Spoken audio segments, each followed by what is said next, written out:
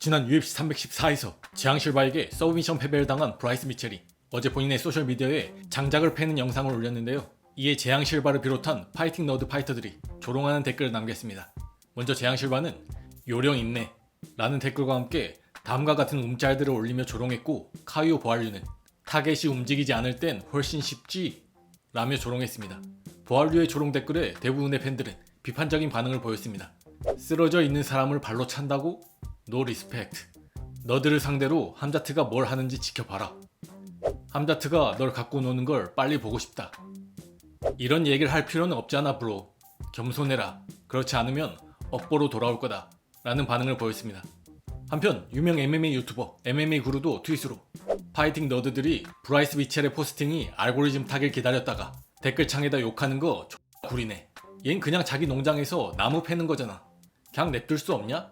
심지어 맥그리거조차 알도를 이긴 다음엔 쿨하게 굴었다 라고 얘기했습니다. 이에 사람들의 비판적인 반응을 의식한 건지 카이오 보알류는 브라이스 미첼 포스팅 댓글란에 다음과 같은 추가 댓글을 달았습니다. 얘들아, 나 브라이스 좋아해. 그냥 장난친 거야. 너무 진지하게 받아들이지 마.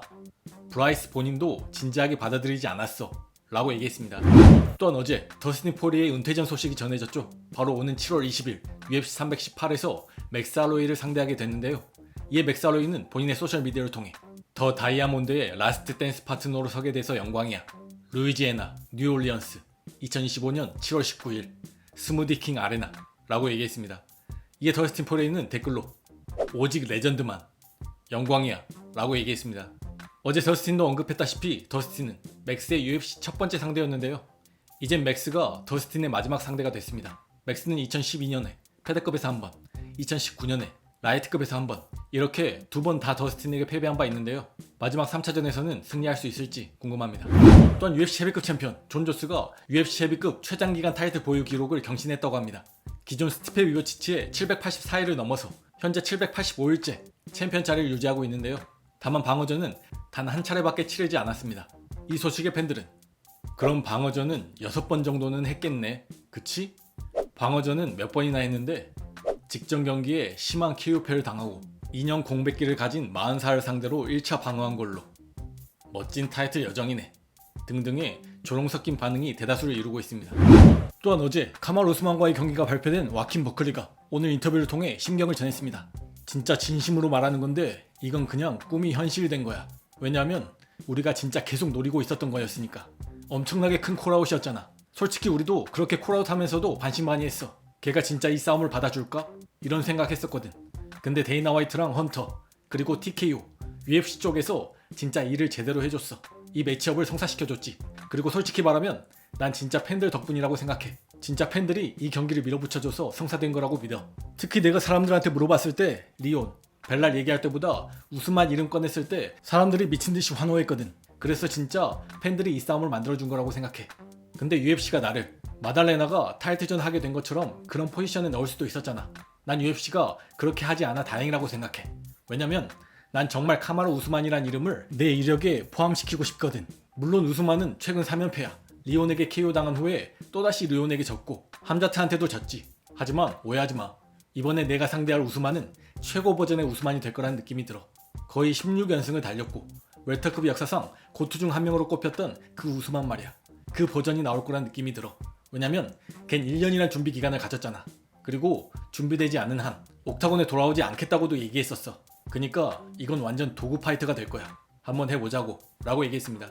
또한 지난 이안게리와 칼로스 프라치스 개체량 행사에 와킨 버클리가 현장을 찾아 이안게리에게 말을 걸기도 했었는데요. 이안게리가 최근 본인에게 영어도 제대로 못한다는 말을 했다고 하자 와킨 버클리는 걔가 내 말을 못 알아듣는 이유는 내가 카커니스를 못하기 때문이야. 그래서 걔가 못 알아듣는 게 이해돼.